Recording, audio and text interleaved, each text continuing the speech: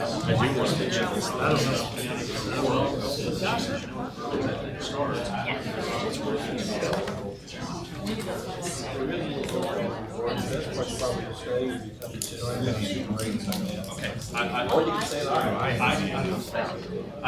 told her, I said, there's a Super 8 either a man or a war. And I said,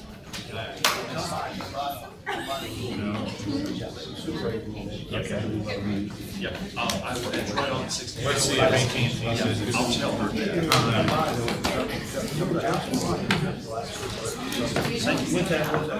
It's next, it's early next, I believe it's. Don't quote me. All right. Sure.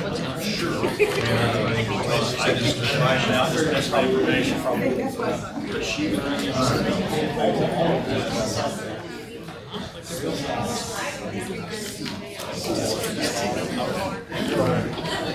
Right.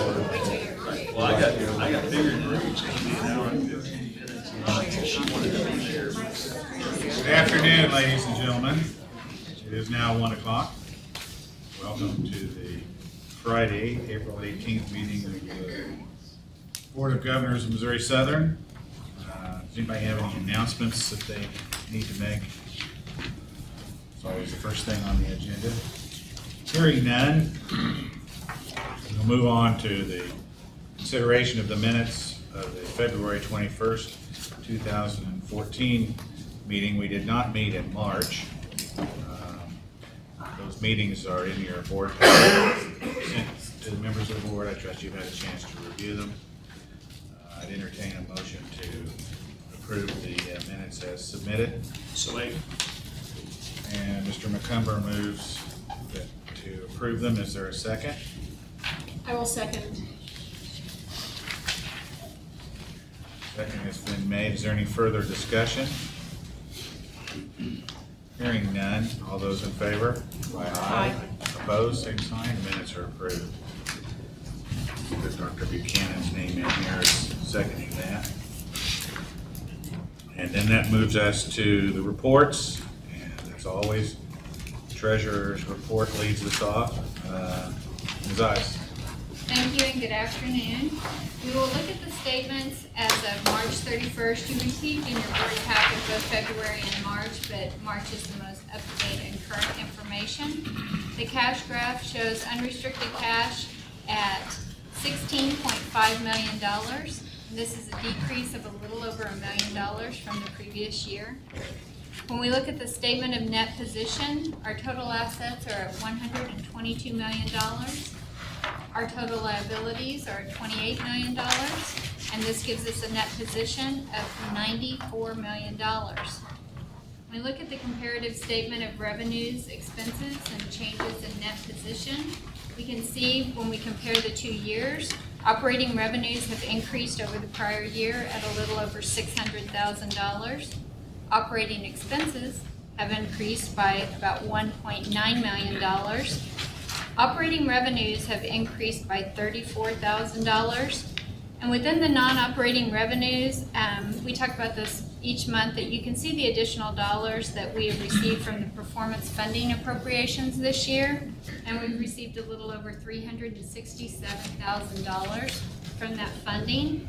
However, as you probably are well aware, that the governor has announced that due to the lottery revenues are coming in less than the expectations for the current year of FY 2014, there will be a withholding, and that amounts to a little over $100,000 to Missouri Southern.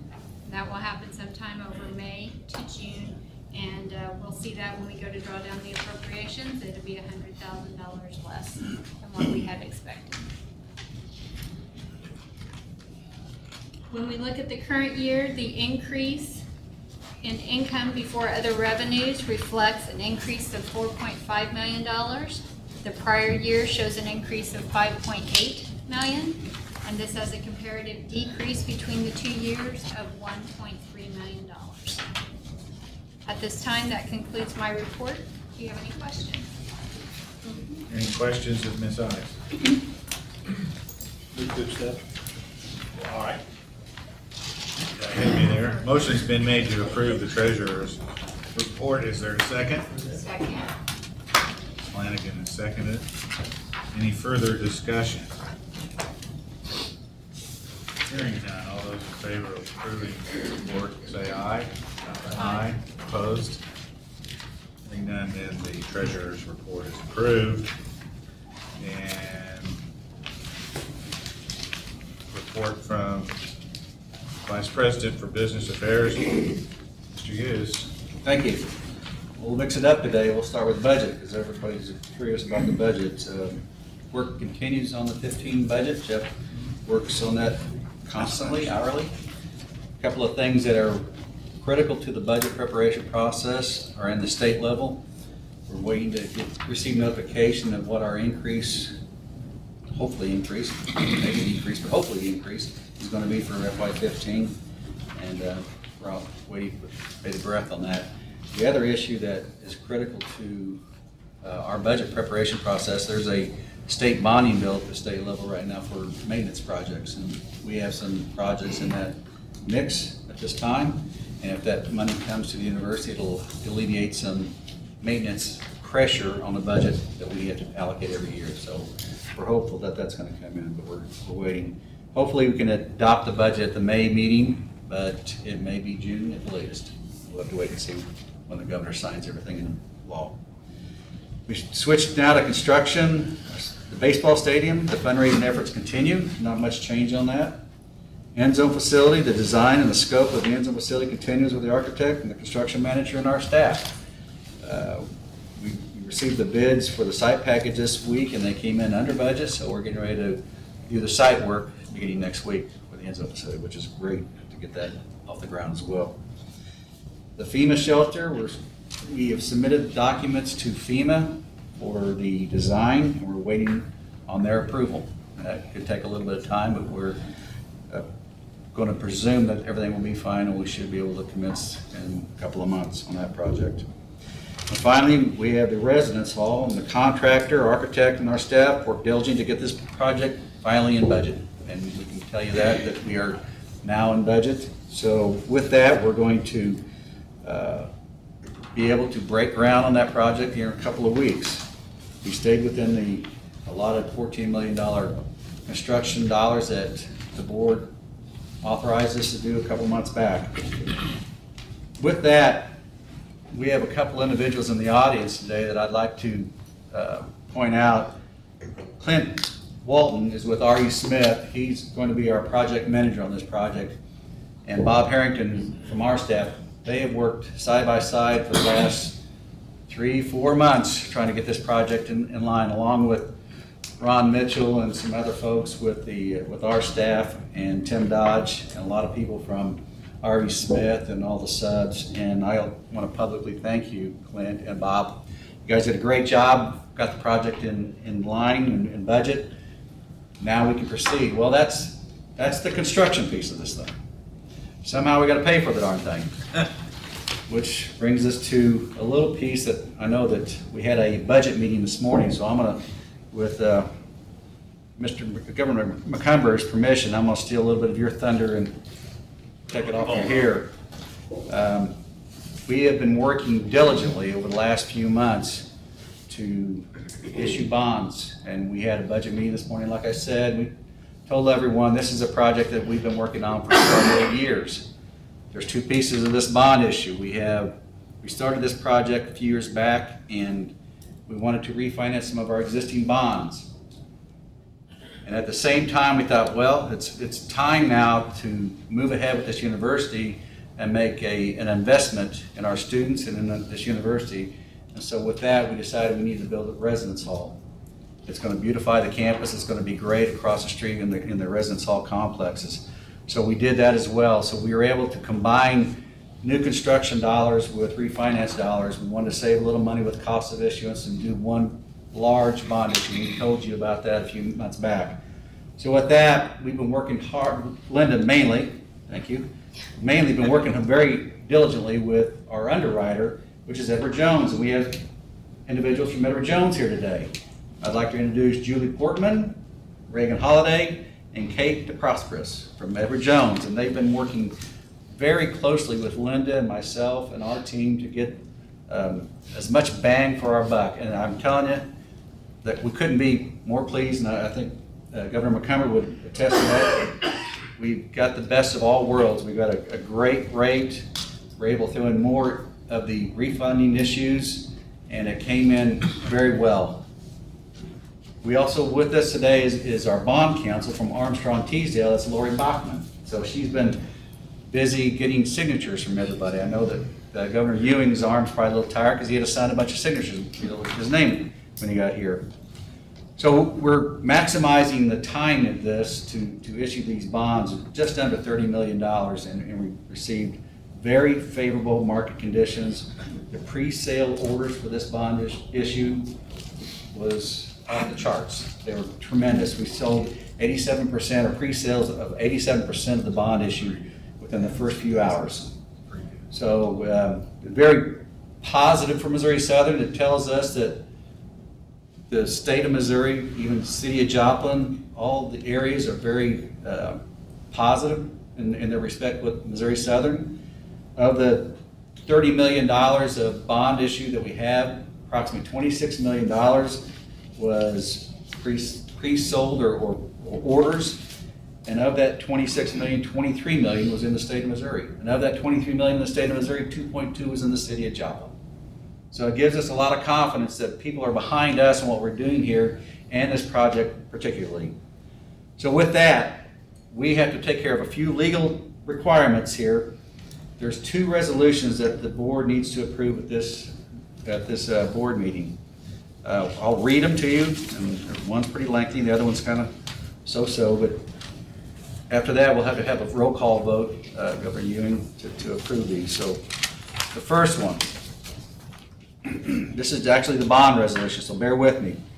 A resolution authorizing and directing the issuance of $15,030,000 principal amount of auxiliary enterprise system refunding revenue bonds, series 2014A, and $14,320,000 principal amount of auxiliary enterprise system improvement revenue bonds, series 2014B of Missouri Southern State University for the purpose of providing funds to refund the refunded bonds as hereinafter defined, pay the cost of Series 2014 project as hereinafter defined, and pay the cost of issuance of the bonds, directing the acquisition, construction, improvement, furnishing, and equipping of the Series 2014 project, prescribing the forms and details of said bonds and the covenants and agreements made by the university to facilitate and protect the payment thereof, providing for the collection, segregation, and application of certain auxiliary enterprise revenues and certain other monies for the purpose of paying the principal of and interest on said bonds, and approving certain other matters and documents relating thereto. That's a lot of legal mumbo jumbo, but it's required. Asking the attorney, it's required. So with that, it's one. Would you mind repeating that? Third sentence, blah, blah, blah. So with that, I think you might want to take these one at a time. I think we'll take them one at a time. All the members of the board heard the resolution. Is there a motion that we adopt the resolution? So made. Mr. McCumber has made the motion to adopt the bonding resolution. Is there a second? Second. All right, Mr. Hankins has seconded that. Is there any further discussion with respect to the resolution? Hearing none. Madam Secretary, how about a roll call vote? Lynn Ewing, chair and member. Yes. Rod Anderson, member. Yes. Sherry Buchanan, member. Yes. Tracy Flanagan, member. Yes. James Flyshaker, member. He's absent. Keith Hankins, member. Yes. Glenn McCumber, member. Yes. Resolution is adopted. Great. Mr. Hughes. Number two, much shorter. Compliance policy resolution. A resolution approving a compliance procedure for tax advantaged bonds and approving certain other matters and actions related thereto. Just a compliance issue that we are complying with all the regulations. Really nothing new for your department. No, we do that anyway, and once we get this adopted, then any other subsequent issues, we will not have to re-adopt. Is there a motion that we adopt the resolution to comply? So made. Mr. McCumber again has made the motion. Is there a second? Second.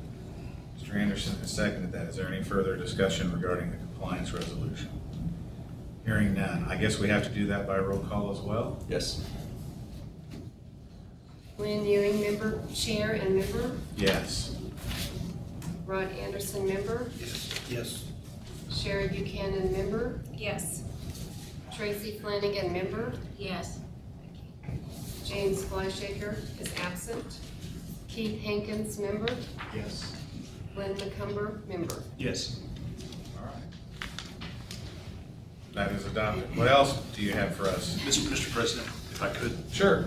just to this bonding issue, I was very impressed with the information that we heard today. As I said in the meeting, in my opinion, this is a home run. It's a huge day for Southern to begin with because of the residence hall. But not only that, this refinancing and what we were able to do, what you guys worked on and what Edward D. Jones worked on in council, as if my notes are correct, $1.3 million savings over the term of the bonds for the refi, $127,000, over $100,000 next year alone. This is money that students are going to have to pay down the line. So, big day. Thank you very much. Any other comments, discussion? Ms. Ice, thank you for responding to my email. You passed the test. We do have another item with regard to the bond issue. We did this back in 2008. We do an investment of the bond proceeds to try and generate just a little bit more money to put towards the project. As we all know, the rates are not super fantastic, but any additional monies obviously can go towards the project. So I wanted to let you know that we had sent out the RFP to 11 area financial institutions. We received 4 responses back. And after the review of the bids, we determined that UMB has provided the best rate of return for our investment. So we will invest those proceeds when we have the closing on April 30th and take that little bit of money and put it towards the project. Okay. That does not require any vote or resolution. No, sir. With that, we want to express our appreciation to Edward Jones and Armstrong Teasdale for their efforts. It's a tremendous effort on all y'all's part. It turned out very well for us, and we really appreciate it. And I know you guys are driving back to St. Louis. Go Cardinals, by the way. All of you going back to St. Louis. So is there anything y'all want to add? Just thank you very much for the opportunity to continue to work with the university. It was a great experience, and we really appreciate all the work that you guys do because there's a lot that goes into it from your side as well. Once again, I want to thank our staff, Bob Harrington, Tim Dodge, and especially Linda. She threw to the wolves here, so to speak. It's first bond issue, and I wasn't able to offer too much assistance, but she took it all very well and took it all and ran with it and did a great job. And What? Yeah.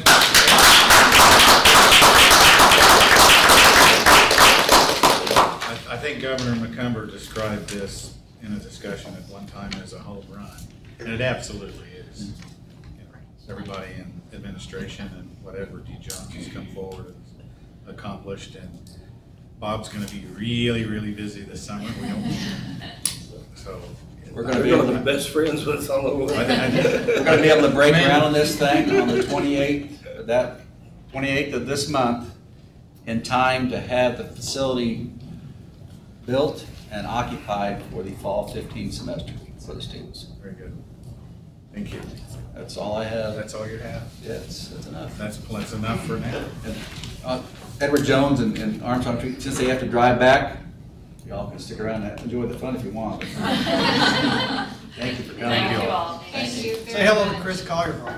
Oh, will, for sure. It's good to see y'all. Thank you. Thank you. Yes, he's the only one that's, they've ever retired. And with the exodus of bond counsel and the underwriter, we'll move on to the report from the athletic director, Mr. Bruggeman. Thank you. Finding it interesting, I'm calling a home run. But, Mr. McCumber's words. I'll be relatively brief, just more of some things that are upcoming. We will be having our basically our only home track meet other than we have a last chance qualifier, but the home track meet on Friday, April 25th. It's the Bob Laptad and Bill Williams Invitational. And so feel free to head out there for that. Both of those families have started endowments in recognition of that. So and they'll pay for years to come for the track programs. On Monday, April 28th, we have a student athlete talent show in Taylor Auditorium. It's a $1 fee. All proceeds go to Make-A-Wish Foundation, which is one of our endeavors in the athletics department with our student athletes. And they're very talented actually with singing and so forth. That kind of caught me unaware the first year. So if you'd like to see them performing besides just on a basketball court or on a football field or anything like that, feel free to come by that. On May 5th is our Student Athlete Awards Banquet. It's open for anybody to attend. It's $10 a ticket. It starts at 6 p.m. and that's where we recognize the different award winners, including Athlete of the Year and EO and Virginia Humphrey Award winners. Facility usage, a few things coming up. Leggett and Platt will essentially be offline for about almost a month. The JACC annual banquet will be held there, along with 6 commencements will be taking place there, including 2 from Southern, and then also a Carthage High School project graduation. And then we start camps immediately following that with Kinesiology Lifetime Sports Academy, men's basketball, women's basketball, and track and field camp. So the facility will be overrun starting here very soon. A few interesting things as far as in the athletics world. Signing day, late signing day was on Wednesday. What late signing day is, we sign early and late depending upon the sports and their seasons, but late signing day we did sign a local talent that's fairly well known. So Charlie Brown from Joplin High signed with our men's basketball program. That brings the total number for men's basketball to 4. But this year alone, the athletics department has signed, which means student athletes coming on some sort of scholarship, 91 athletes, new athletes coming to Missouri Southern in this year, upcoming year. So I could have all the numbers break down in senior report, but I think that's pretty significant. Softball had their senior day last Saturday. We recognized 4 seniors. We want to thank all of them for their hard work and dedication at Missouri Southern. Tomorrow is baseball senior day, so feel free to head out there and support the families and those seniors. Last Saturday also, we had our spring game and also did a fundraising event for the Elijah Moore Trust Fund, which we raised about $300 in addition to that fund. And finally, Saturday morning we had at 8:30 a.m. We hosted our 110% club event on the south side of the football field in the dome thing we have there. It's got several names. We'll just go with the dome. Coach Day talked a little bit about what to see, as well as offensive coordinator and defensive coordinator spoke.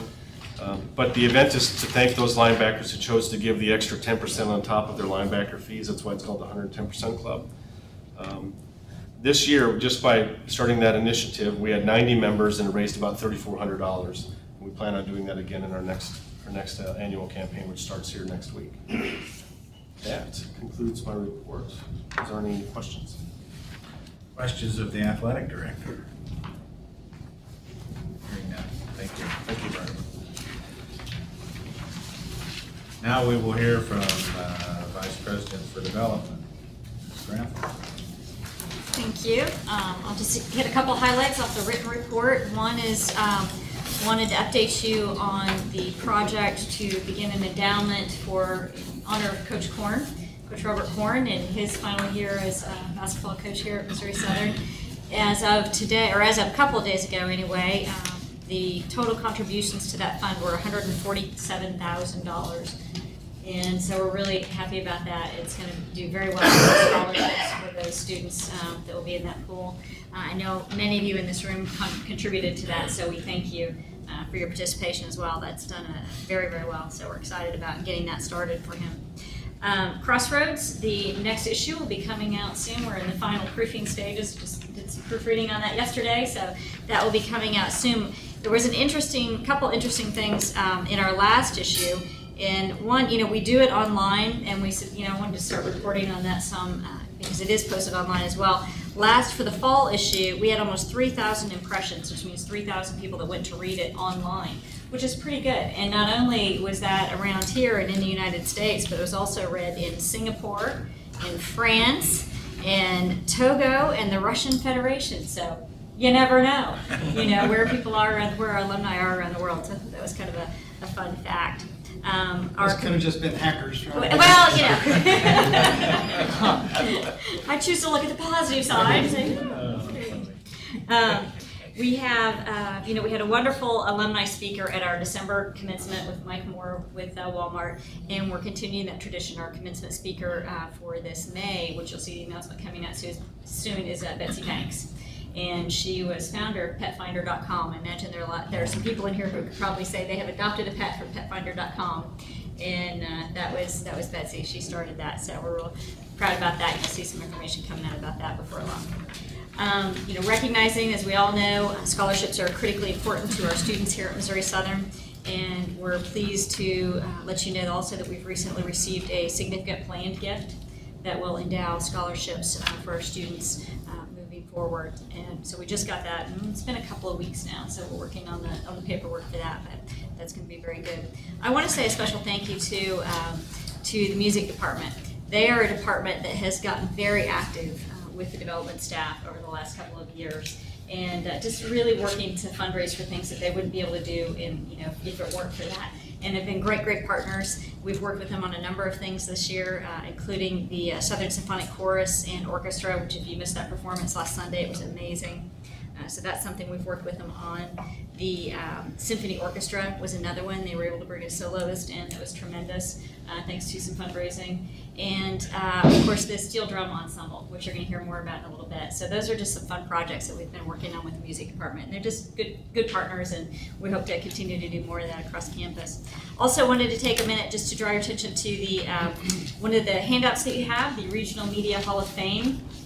That's another department that's doing some great things. It's our communications department here on campus, and the Regional Media Hall of Fame is something that they do and are great about getting sponsors for that as well.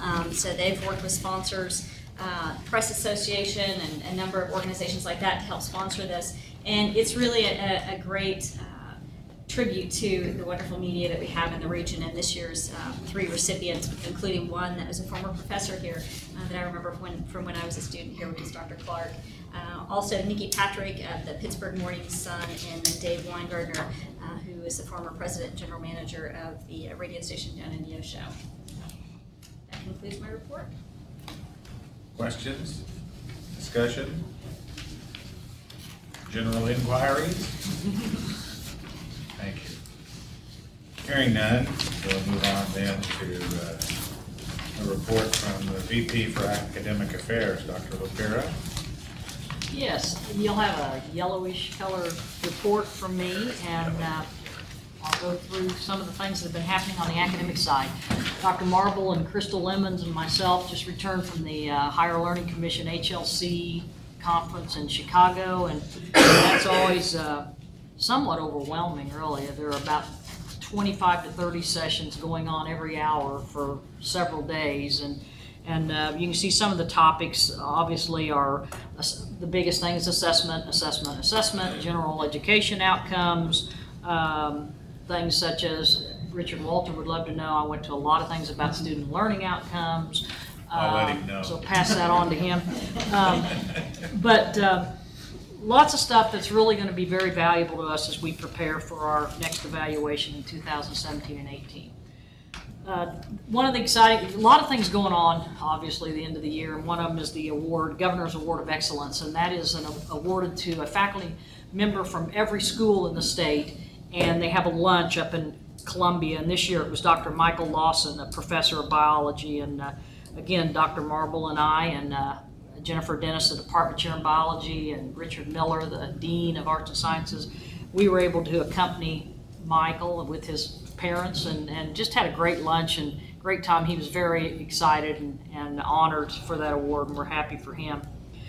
Another trip we made just recently, most of these trips were all in the last week or two, but we went to St. Louis and signed a partnership agreement with St. Louis Community College, St. Charles Community College, and with environmental health. We have an environmental health degree, and we've been trying to boost those numbers, and this is one of the first, I hope, of several partnerships.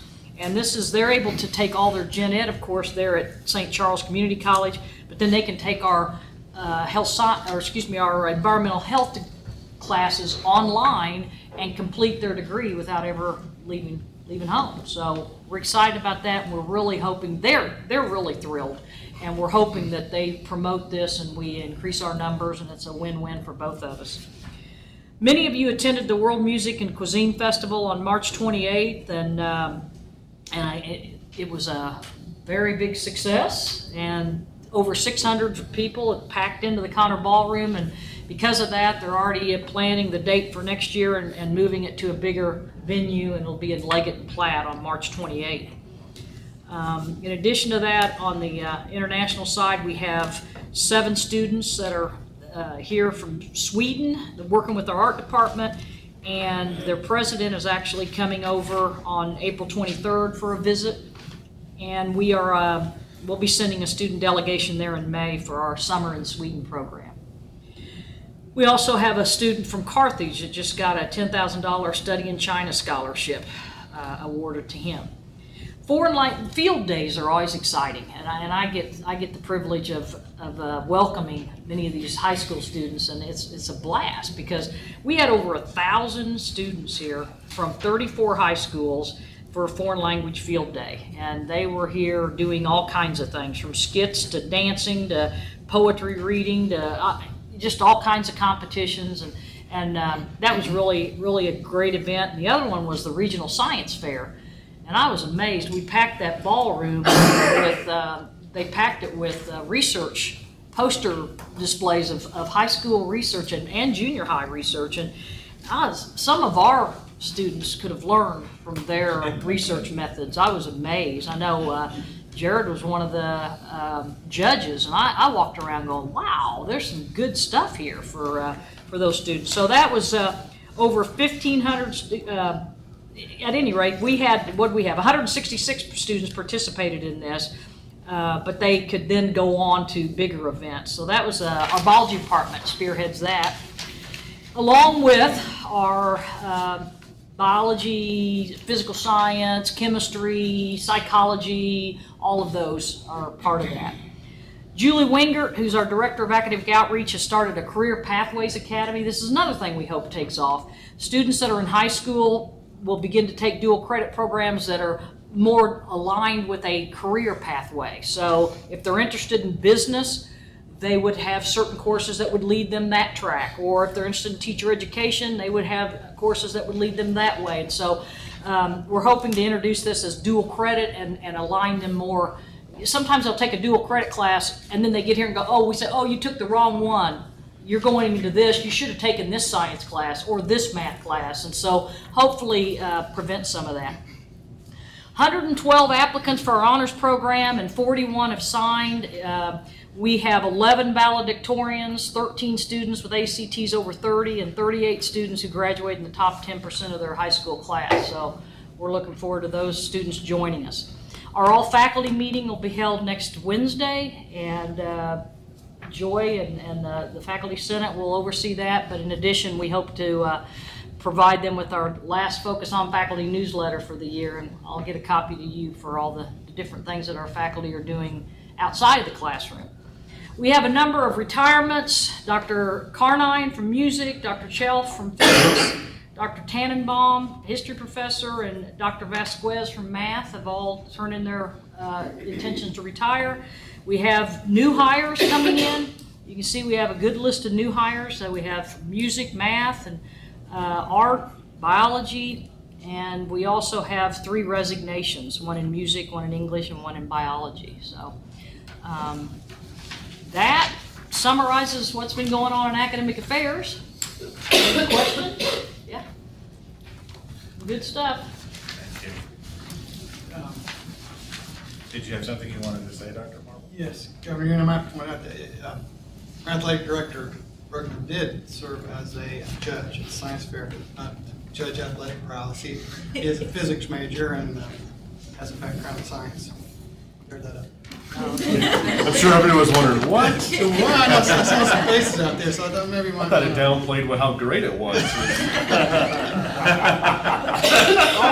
Although one of the research projects that I was intrigued by was the difference between a wooden bat and a metal bat. So, you know, you can judge that one. So.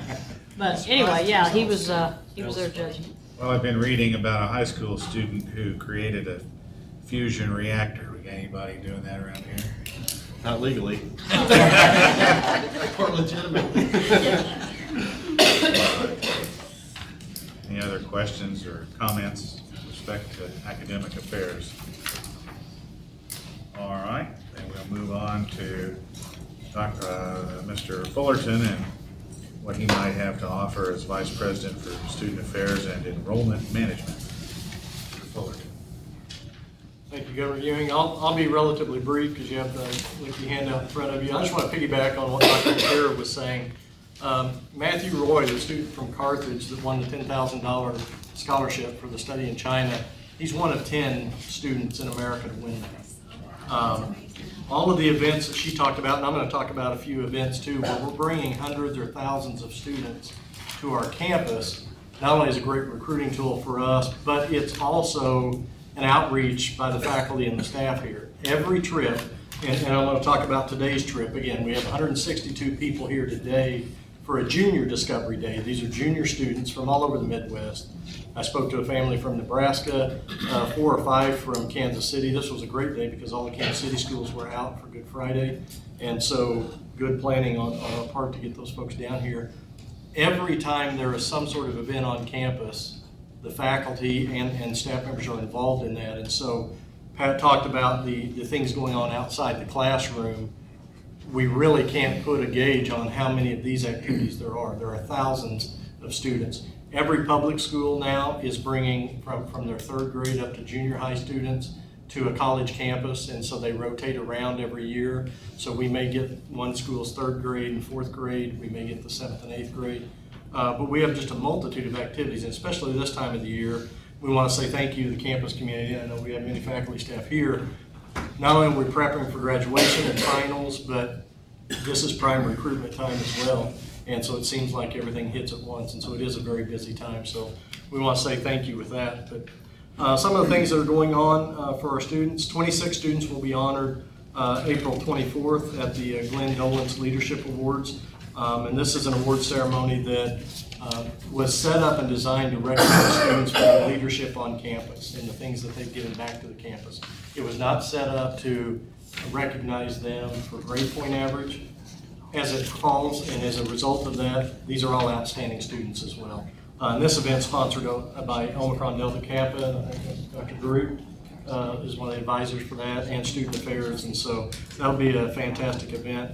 We have 6 students that will be honored for the Spencer Bartlett Respect Awards at the Honors Convocation on the 23rd. Not only is that for a respect award for the trust was set up for God, country, and man, respect to their fellow man, but that carries a monetary award from a trust, not from the university, but from a trust fund. We participated in and hosted the Leadership Joplin Education Day. So many staff from alumni to student affairs to academics were involved with that. Super Leaders graduation ceremony will be coming up April 26th. One of the handouts that you have, career services, and this is just going out, so this is hot off the presses, this is just going out to deans and department heads as well. The first round just went out today, but that is the graduate employment report for the 2012-13 graduates. Of those that responded, 92.7% are employed or continuing their education of our graduates. So that is a trend that has held about the same for the last 3 or 4 years at least at that figure. So we're excited about that. I wanted to brag on Becca Diskin that was in the Budget Audit Committee meeting this morning. Not only have we been working on some scholarship information that I'll talk to you about in just a moment, but Becca was selected to do a boot camp training for new financial aid administrators in the state yesterday. So she spent the day in Columbia for the State Financial Aid Administrators Association conducting training for new financial aid folks in the state. Today's Junior Day, we had 162 students participate in that, and they're from all over the country. Pre-enrollment has started, so faculty are busy enrolling. Juniors and seniors have already enrolled, and so we're working on sophomores and freshmen. The admissions office and student affairs will be doing a transfer day for Crowder. We're actually going to Crowder next Tuesday, and instead of being in a room like this and having a meeting set up like this and scaring them to death as they come in, we'll be cooking hot dogs and have an informal atmosphere to get them enrolled and get those transfer students up here for class. Earlier this week, we had a transfer day with 81 participants, and so things are off and rolling there. We talked about scholarships in the Budget Audit Committee meeting, and just as a side note, just to let you know, we'll be restructuring some of the scholarships on campus. This will have no budgetary impact to the budget. We're just restructuring the way the scholarships are set up to make them more attractive and to do more outreach for academically prepared students. And so there'll be some things that will be allowed. We'll be allowed to stack the A+ scholarships with some of our other merit scholarships. We will be consolidating one of our transfer scholarships to supplement the better transfer scholarships. And so these are going to be tremendous benefits for our students, but then also will be a great asset for the university as well. That ends my report, unless there are any questions. Thank you. Other questions? Discussion? If not, then we'll move on to our liaison to the faculty. Dr. Joy Dworkin is here, the Faculty Senate President, so I understand this is your last meeting with us in that capacity. Don't look so happy about it. I'm crying. But what have you from the faculty? I have a few things. Thank you very much. Yes, this is my last report here, my last lunch with you. It's spring. It finally feels like spring, which is very nice, but things are very busy on campus, including everything Darren was mentioning, and then advising and enrolling is very, very busy time, and then finishing up thecourses. We've had 2 Senate meetings since the last time that the board met. There's a lot of ongoing work among some of the committees. Just recently there was a teaching and learning committee forum, the best teaching idea I ever stole. Committee on Committees has been concentrating especially on how to improve efficiency of communication between committees and between the faculty senate and the larger faculty body. So various things going on in the faculty senate committees. Among other things, maybe I should mention among other things, to clarify procedures, the Academic Policies Committee is arguably a bit unwieldy in the various things that it needs to conduct. It's a bit to conduct its business. And so it came up at a recent Senate meeting that we needed some clarification about reports versus communications versus proposals. And so some of the documents that you have in your folder are moot until your next board meeting, because it's not going to affect anything moving forward for the catalog decision-making. But strangely, there's a more stringent approval process for courses that simply get dropped than there is for whole programs that are put on hiatus. So there are various aspects of procedures that really need to be clarified, and that has led to a little bit of confusion. So we're trying to improve a number of functions related to the Faculty Senate.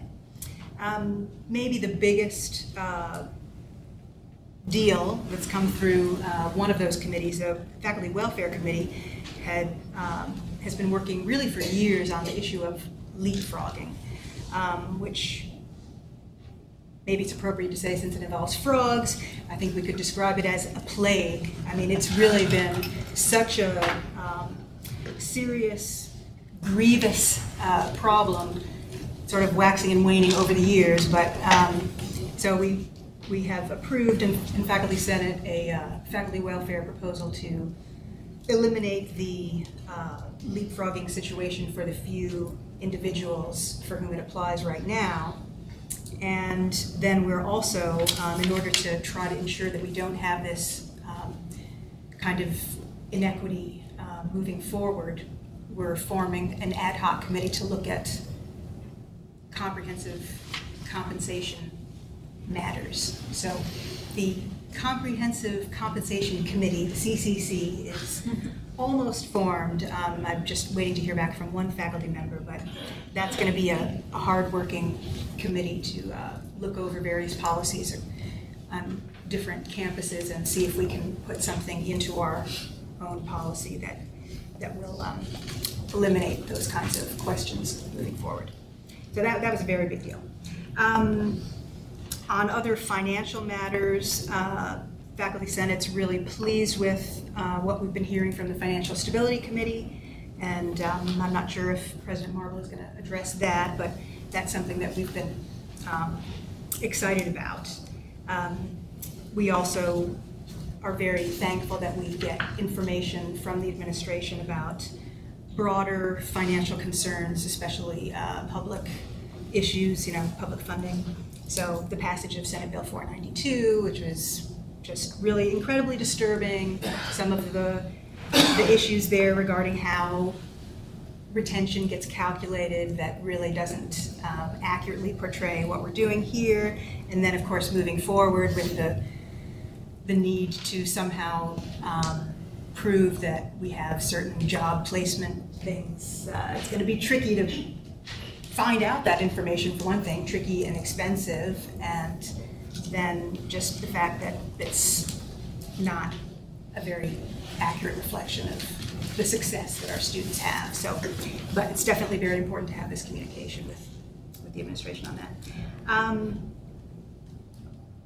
We're looking for, Faculty Senate Executive Committee is looking forward to an upcoming meeting together with the Staff Senate Executive Committee to talk to President's Council about the continuous quality improvement process.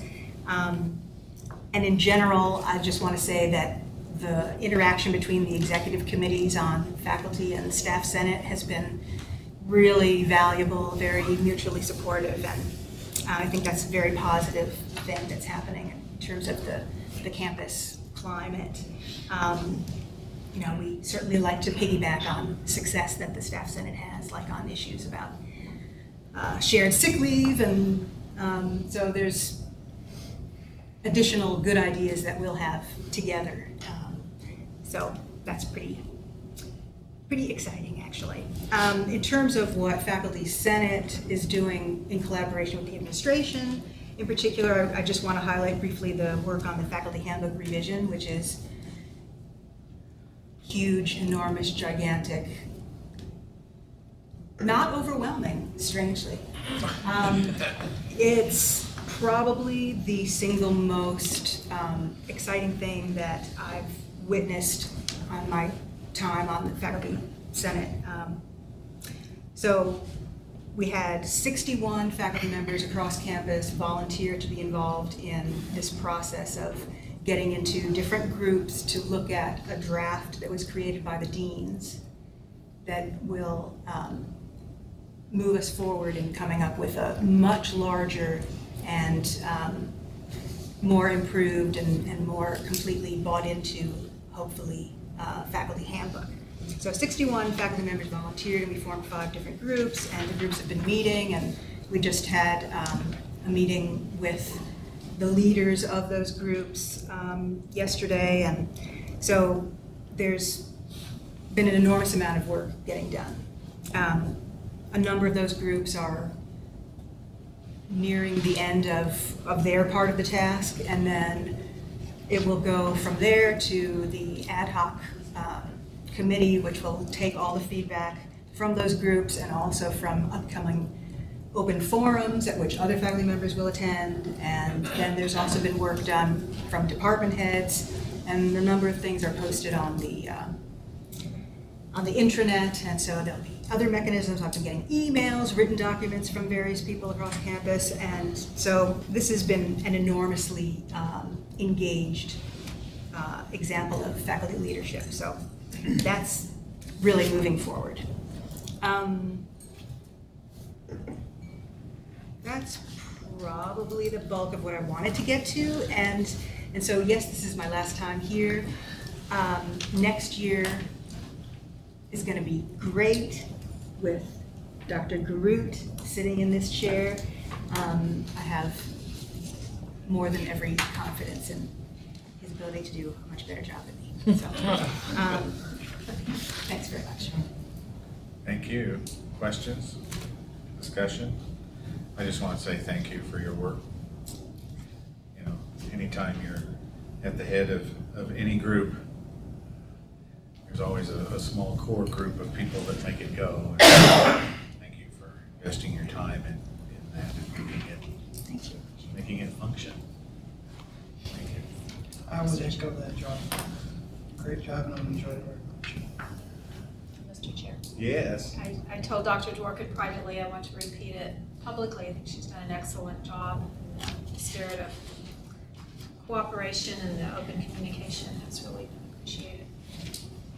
And on top of that, being president of the Faculty Senate, she's also been a very hardworking member of the Presidential Search Committee.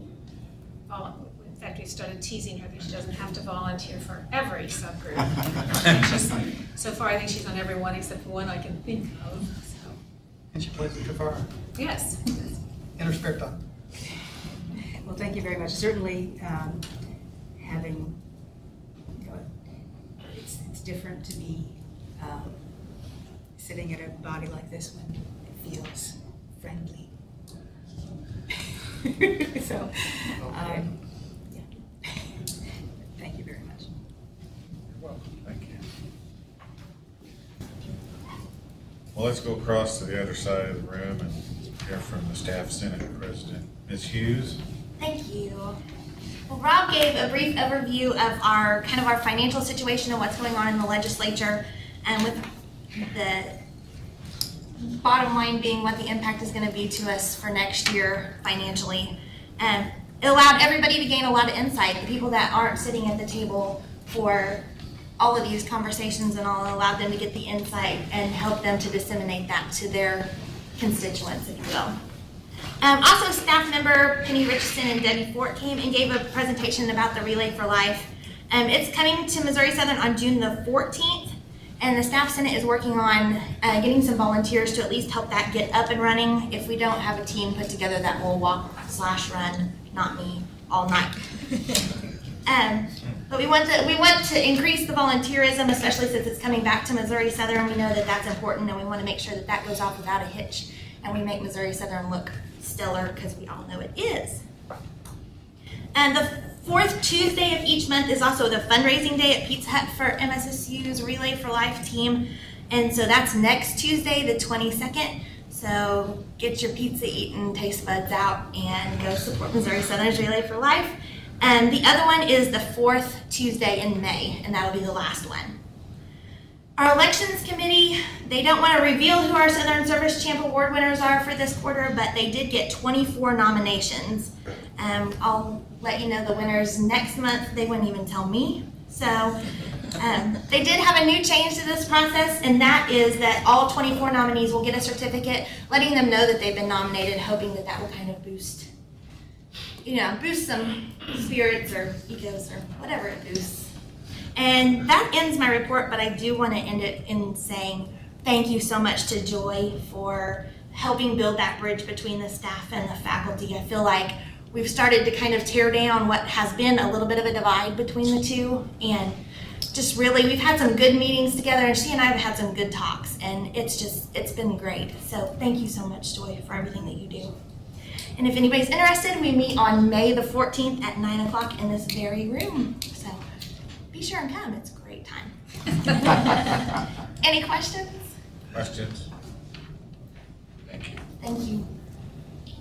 And our Student Senate Vice President, Ms. Lampy, what do you bring from the student body? Yeah, well, it's been a couple months since we've seen you guys, so we wanted to give you an update on our St. Baldrick's event that we held on March 12th. We got over $6,000 from that, had a great turnout. So that went really well, and we just wanted to share that. As everyone else is wrapping up this semester, trying to finish out our classes strong. And with that comes the elections for the next year's exec board. Those are actually coming up 2 weeks, 29th and the 30th, so a week from this coming Tuesday. So along with the exec officers on the ballot. We also have some constitution amendments and changes that will be put to the student body vote. And we have a smoking / tobacco / vapor free resolution, and the war fund with athletics that will be on the ballot for a student vote, and based off that result, it'll go through the President's Council and then continue its way up through you guys. So that's some of the big stuff we have going, and then other than that, we're just trying to wrap up some smaller things in our committees. Questions? Comments? What do you see turnout on the election come with all the issues you've got out there? Are you gonna have a high turnout? We think that with the issues, it will definitely boost our voting turnout and hopefully get as many students as possible involved in the voting. Certainly. I see in the chart a snapshot of Roar Fund interest. What about the smoking, and do you have any gauge of student? Not a whole lot of feedback from the students as far as that goes. The Roar Fund has kind of stole the spotlight there, but I do know that there were the respiratory therapy students were down in the Lions Den letting people know that they can vote on it and kind of advocating for people to vote on it, but I haven't heard any specific comments from students on that. And for clarity, of it, smoking and smoke-free and vapor. I mean, so it'd be like chewing Tobacco. Yeah. Tobacco, period. Tobacco, smoke, and vapor free. So no e-cigs. Cover all the bases. No e-cigs. Apparently not. Boy, we're for baseball field on campus. We're still gonna put a baseball field with no chewing. I mean, is your players cheap? Sunflower seeds. This seed does not permit that. That made your players cheap. Better stock the dugouts with sunflower seeds. Yeah, no sunflower seed ban though, unfortunately. Sarah, can I go back and ask Sarah a question? You talked about the funding and everything. Are you seeing in your staff there's been certain cuts that's been looking at because of some of the lack of funding that's going to come down the pipeline, or what are you? I don't think there's cuts. I think there's always concern, not knowing what the legislature is going to do, and knowing that we didn't increase tuition. Custodial ain't going to have cuts? Yeah, okay. I have no idea. Rob? Are you starting to? I hope I not. think he's asking, is that being discussed at the departmental level? So. Yeah. I think the important thing to note, to build on your discussion and the things that you mentioned to Dr. Dworkin, is that everybody now on campus is participating in the not knowing in terms of the uncertainty. And so you understand what we know and what we don't know and what we can't know. And it helps to just know that you don't know, instead of it's that we know and we're not saying anything. It's we know we really don't know. You know, I think that's great. Not that we don't know, but it's great to know you don't know. I understand. I'm sensitive, John, the gold headline. Fortunately, that's easy. I can do that one. We all can do that. I'm honest. Sounds better than we handed out antidepressants at the last staff meeting. All right. At this time in our agenda, we have reports from board committees. I can tell you the Academic Affairs Committee has not met, has no report. Is there anything more to be had from the Budget Audit Committee other than what we've already addressed? The primary purpose of the Budget Audit Committee this morning was to pass the resolutions that we've taken up here. The rest of the meeting was just informative in nature. Okay. Presidential Search Committee? Yes. I want to take every chance I can to thank the 14 people who are participating on that committee with me. We have people from campus as well as the community, and these people are putting in tremendous number of hours, being extremely thorough and diligent, and it's obvious to me as I watch them work how much they love this university. So one more big thank you. The last time I checked my email before leaving home this morning, we have a total of 35 applicants for the position presidency. The committee has already screened 20 of those. And after that initial screening, 5 remained active. We've contacted those 5. They are all still interested in the position, so their nominations will be moved for, or their applications will be moved forward. We, of course, have applications still coming in until April 25th, so that number of 35 may move up a bit. But the plan is right now for the screeners to reconvene on April 28th and finish reviewing all of the applicants that are in, and at that point develop a semifinalist list so that telephone interviews and some reference checks can begin. And Mr. Ewing, at this point it looks like we will need a special board meeting of some sort the week of June 2nd to establish a list of final candidates. And if everything stays on target, which I see no reason why it shouldn't, we should be able to have all the interviews finished, all the information compiled, and the board should be in a position by no later than the end of June to make a decision about who is going to be named. Okay, well, we'll work on getting that meeting date on the calendar. I trust you'll let me know after your next gathering if you're still on track for that. I see no reason why we shouldn't be. Okay.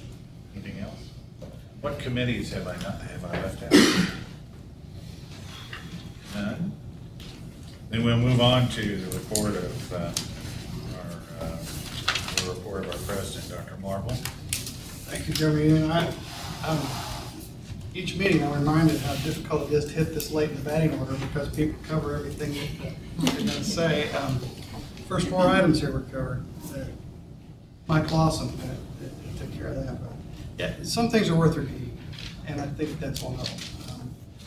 Mike Lawson was selected for the Governor's Excellence in Teaching, and is a well-deserved recognition for his many years teaching biology. The Regional Media Hall of Fame that Joanne talked about was a very important evening for our education department. It was a very nice evening.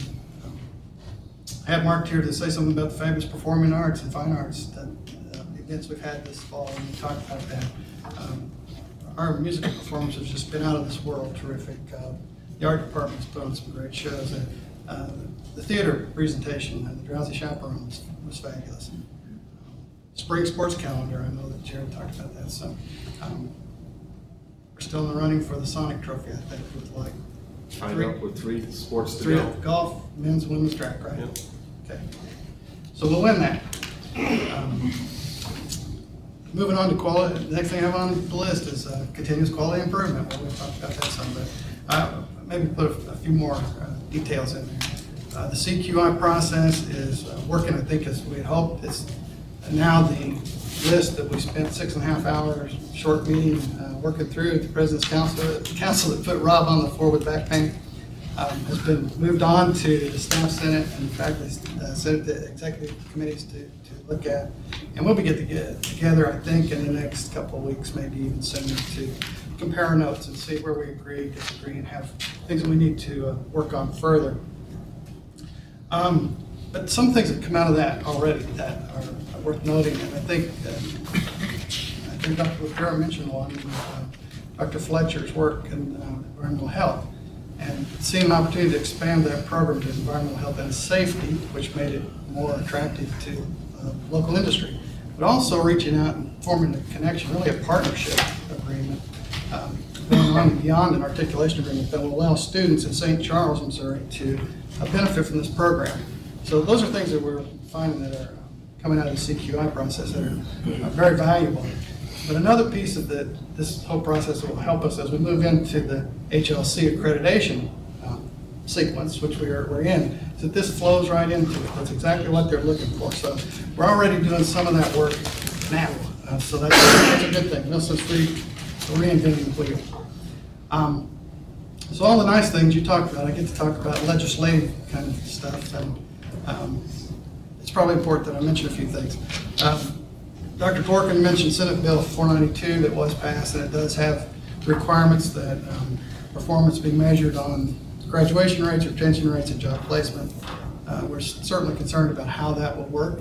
who will do the tracking and how expensive that will all be. That bill is passed out of both houses. It's in conference right now, and I'm sure it's going to pass and be signed by the governor, because this seems to have broad bipartisan support on both sides. Everyone's in favor of performance measures right now. Regarding state appropriations, Alicia might want to cover your ears here. This one makes her nervous. It's not that bad. Actually, it's pretty good news, frankly. The last few years have don't jinx it, Rob said, don't jinx it. But it really is good news. You recall the governor in his budget recommendation, he recommended 8% increase. We really didn't expect probably to get 8%. However, starting off with a number like that was encouraging. The House introduced a bill that was at 2%. But fortunately, our lobbyists, give them credit, Kai Hyman and Gary Burton went to work and were able to gather enough support in Jefferson City to move that up to 3%. So the House recommendation came up with 3%. The Senate, Senator Schaefer, after all of his talk, did introduce a bill at 5% in the Senate. So really the bargaining is between 3 and 5%. And that's pretty good news. If you've been around for the last few years, it's been much less than that at times. So we're hopeful, and those bills are in conference too, so I think something's going to happen there fairly quickly. Rob mentioned the bonding bill, and frankly, Senator Richard, our own Senator Richard, deserves the credit for that bonding bill. He pushed that one through, on behalf of all of the higher education institutions, but certainly with us in mind. It has a companion bill that lists the maintenance and repair items that we would benefit from. It's about $5.6 million. So we're very helpful. It's in conference, and we think that one's probably going to pass too. Sorry, it shouldn't have gone there. But it would provide some money for us to do some vitally needed maintenance and repair. It's just been put off for years and years. So keep your fingers crossed. The Financial Stability Committee was mentioned a time or two, and yes, I do want to talk about it because I think it's one of the most exciting things I've been involved with ever. The group was together on March 14th to go to Springfield and visit the SRC Corporation, Jack Stack's Great Game of Business group. And we had a really, I think, fantastic meeting. It was exciting on both sides because, truthfully, they have not worked with a university. That's something that just has not been in their realm. They've been approached by universities many times to, sell their product or teach or all this. They didn't want to do it because no one wanted to actually participate. We do want to participate, so they will be here April 30th. We'll be meeting with a group from Jack Stack's group, the Great Game of Business, see how possibly we can modify what they do for how we operate to help us find our own particular brand of shared governance of our workforce. So it's very exciting. And talking about exciting things, April 26th, Vivian Leon will be coming back to campus for a tribute evening. We've been talking about this for months, planning it for a long time, and I think we have over 200 people who've purchased tickets. Do you have more? About 215 right now. 215 people purchased tickets, and we're looking forward to a great evening. But you also know we utilize that event too as an opportunity to re-engage with old friends and to make acquaintances through a fundraising effort. And that's gone very, very well. In fact, the campaign's raised over $1.5 million for scholarships and capital projects. And there's a few people that should be recognized. A couple of them here today. Dolores Honey back there and Chad Stebbins. They've been in the middle of this project. And John Teedy is not here, should get some recognition. And Joanne obviously been working very hard. It's just been a terrific campaign, and I appreciate very much what you've done. Fantastic job. Then additionally, we learned from these donors who were so generous to us that they would very much like for the campus to recognize Dr. Leon's 30-plus years of service and 25 years as president by creating a naming opportunity on the campus. And since he worked tirelessly for years, really, to get the health science building designed and funded, eventually constructed, certainly with the help of former Senator Gary Nato, we'd like to ask the board to officially name the Health Science Building in honor of Dr. Leon. So, with that, I'm going to request, I'll end my report. Governor King. Thank you. On the issue of the naming opportunity, I was not privy to the work of Dr. Leon personally. He had already moved on to other things by the time that I came on the board, but I am generally familiar with his overall body of work because of my father's work when he was alive on the coordinating board for higher education. And, Dr. Leon has a lot of friends in this community, in this university. And I would inquire of the board whether there's, do we have more information about the naming opportunity, or how much of the money, how that money would be distributed, or is that something we need to talk about?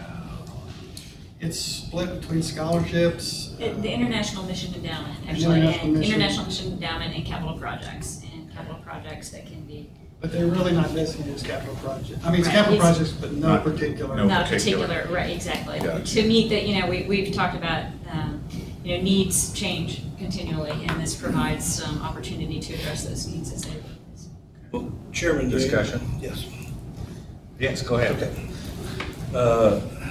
Since I'm probably, I guess I am the only one that has served on the board when President Leon was there, and I had the good opportunity to have him in class in the early 70s, and saw him on, I would say, daily in the hallway and advisory capacities. This is probably very fitting.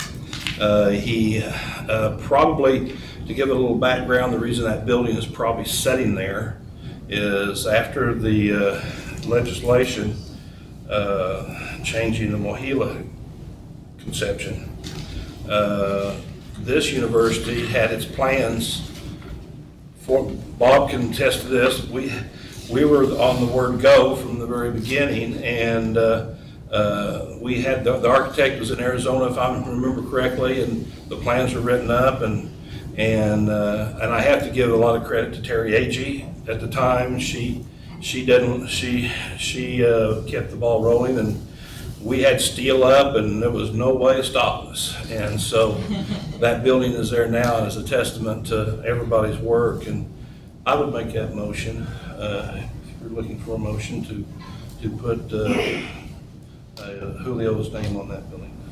That'd be very fitting. The motion has been made. Is there a second? Second. Ms. Flanagan has seconded the motion. Is there any further discussion? I would say, from what I know from the history of it, Mr. Anderson, that health sciences building construction happened and could have only happened within a very, very small window of time. And because of the work that was done on this campus, I think we're the only one that got it done. I'm not aware of it. Are you aware of any other university that There got was it? one other project done, but I don't think it wasn't near this stature at all. Two that were funded, we had to be shovel ready in order to be funded. And we were one of two. One of two. Well, the motion has been made and seconded, and is there any other discussion or comment? If not, I don't think we need to take a roll call vote. All those in favor of the motion signify by saying aye. Aye. Opposed? Motion carries. Sir, what else have you, Dr. Marble? That's it, my report. Thank you. Old business. Anybody have any old business that they'd like to bring before us? Then we'll move on to new business, and we have a couple of things under new business, and two of those take us back to Dr. LaPira with respect to academic policies and proposals and promotion and tenure. Dr. LaPira. Yes, you have a few, I think there's only what, 6 or so items on academic policies, and as Joy mentioned, there was a little bit of confusion in terms of whether or not those needed to be voted on in faculty senate, so we need to postpone those for till the next meeting, if that's okay, to make sure they've cleared all fences where they got to you. So I'll go right into, you have a sheet there of 3, 4, 5, 6, 7, 8, 12 names of faculty that have been recommended for promotion, and they've gone through the process in the handbook of recommendation through their department, through their dean, through the promotion committee, and then on to myself and then Dr. Marble, and asking that they be, for your blessing on these faculty members being promoted in rank. Is there a motion for the blessing? So made. Mr. Member has made the motion. Is there a second? Yeah, Good Friday. Is there a second? I'll second. Oh. We'll give it to Dr. Buchanan. Further discussion? Hearing none. All those in favor? Aye. Aye. Opposed? Same sign. That is approved. And then in terms of tenure, there were no faculty that were at that point in time to be recommended for tenure, so there are none. There are none. Okay. Can I say one more thing? Certainly you may. I messed up. I saw Dr. Grossbeck, so I'll have to tell him I said this. There's been so many events, I forgot them all, and they had over 700 students here for a business contest. So he's going to probably kick me for not mentioning that. But there were over 700 students on campus for a business contest 2 weeks ago. So I just want to throw that one out there too. Did you have that one, Darren? Okay. Well, the minutes will reflect that. I thought I had seen him come in, but I couldn't see him. All I could see was the He just podium. walked out. Okay. And, so at any rate, I just wanted to throw that in there so I didn't leave anybody out. It wasn't deliberate of all people. Thank you. Anything else? Then the third item under new business is the NCAA compliance affirmation. Dr. Marble. Yes, this is just a statement we need to read into the record each year, so let me do that. This statement reaffirms that a critical component of the athletics department and Southern's mission is to incorporate the NCAA's principles of sportsmanship and ethical conduct into the comprehensive mission of Missouri Southern State University. As a result, I fully endorse the task of the Missouri Southern State University Athletics Compliance Office to coordinate, monitor, and verify rules compliance with all NCAA, MIAA, and university requirements. A major component of the MSSU Athletics Compliance Office is to educate the athletics department staff members, coaches, student athletes, friends of the program, and as a whole on NCAA rules, including NCAA amateurism through a variety of means. As a member of the NCAA, Missouri Southern State University is committed to the principle of institutional control in a manner consistent with the rules and regulations of the NCAA and the MIAA. Is there a motion to make that compliance affirmation a part of the university mission?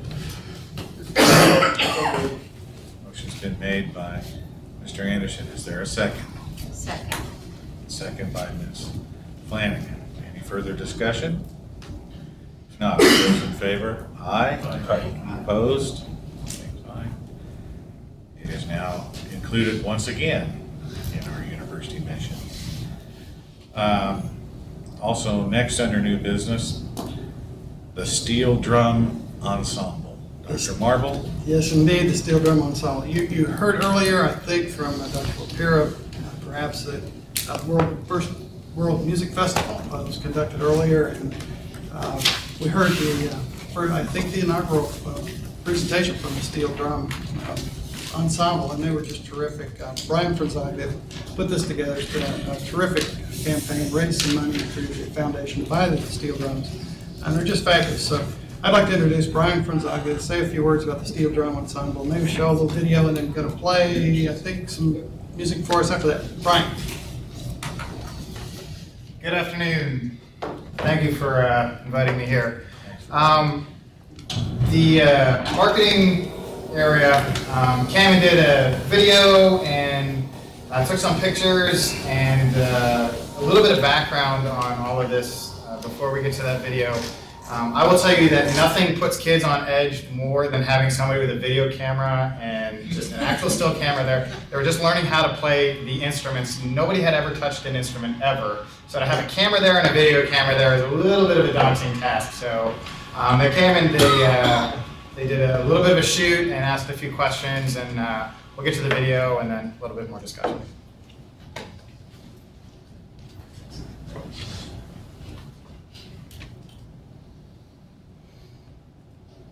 When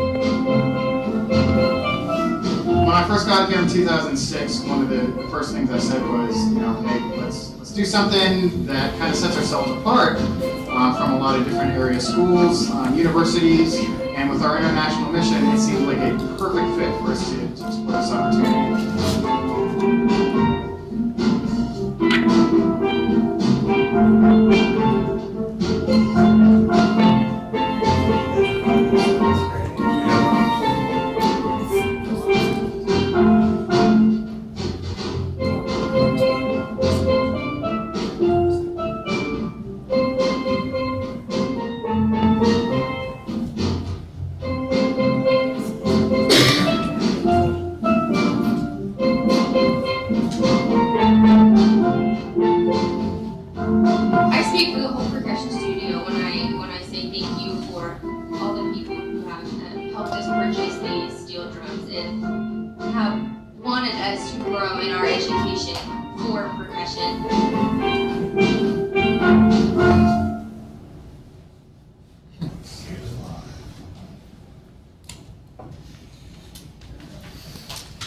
So just a short little introductory video. I do have to say thank you to Joanne Graffam, the entire foundation, without question, Chad Stebbins, and actually when George Workin and I were sitting at Instant Karma last summer and just came up with this crazy idea, and then went and sat down and talked with Chad, and here we had the World Music Festival.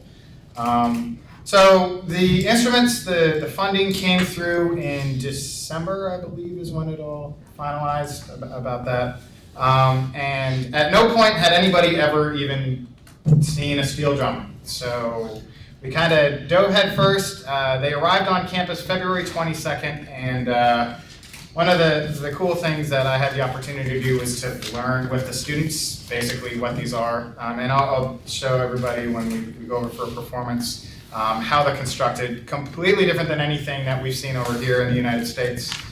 So in 8 rehearsals, we put 20 minutes of music together for the World Music Festival.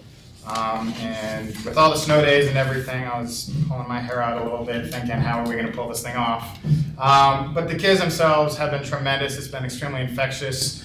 It has been an extremely positive experience. So I would like to welcome everybody next door so we can play a few pieces for you and you can see the students in action.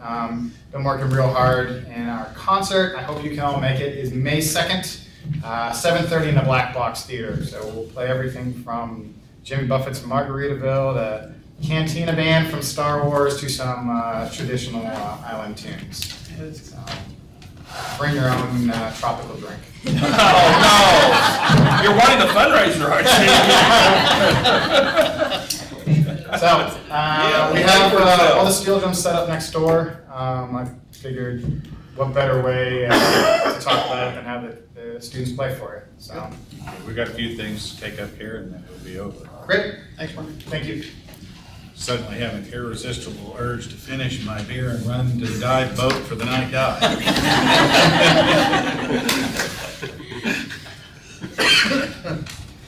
What else do we have in the matter of new business, if anything? None of them, we do not need the closed session. So I understand we don't need a closed session. We have some things in the works that are still in the works, so we can't take them up in closed session.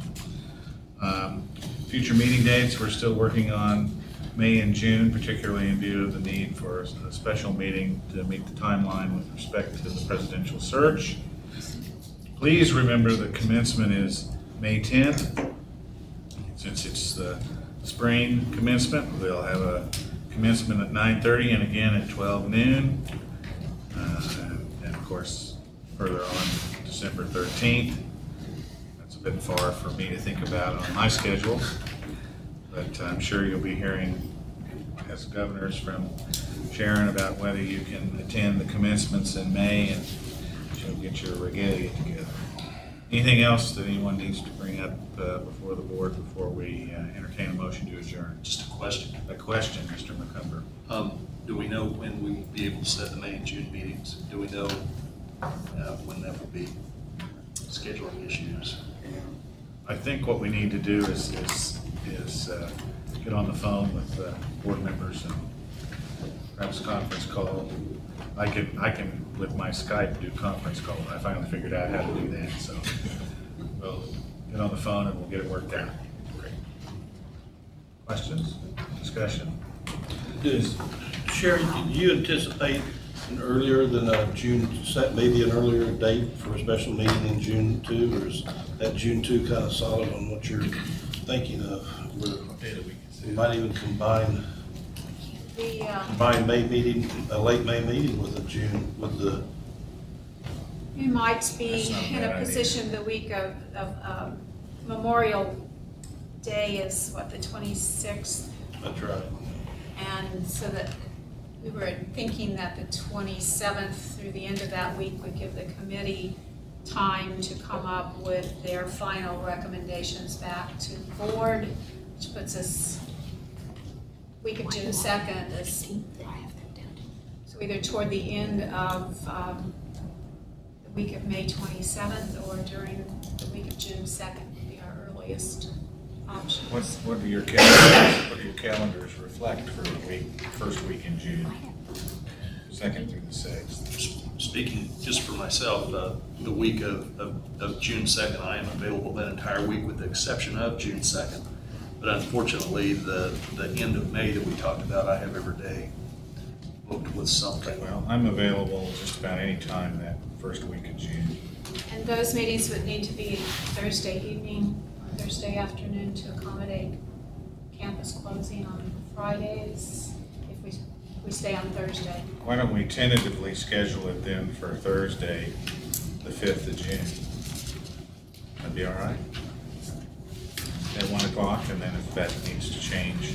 We could push the search committee to come to you with recommendations by May 29th.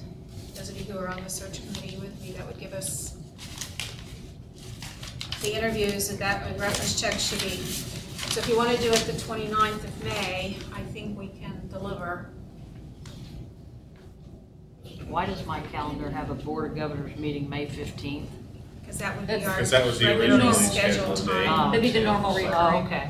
I don't have, yeah. So Dr. Buchanan, are Mine you does talking too, about yeah. having the meeting here the 29th of May? Is that what We'll you? probably do it Just the have a regular board Regular meeting, board at meeting. which time the, I'm out of you town. can't, okay. I'm not able to. Well, is the 2nd a Monday?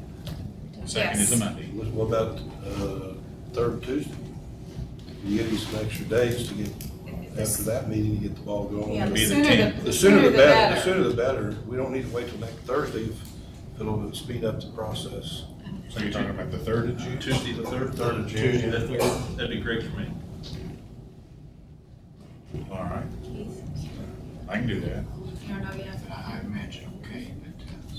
All right. Do a late afternoon. Tentatively planned for Tuesday, 3 June at, what, 3? We can go as late as anybody wants to go, 4 o'clock, 3 o'clock? 3 o'clock, 4 o'clock.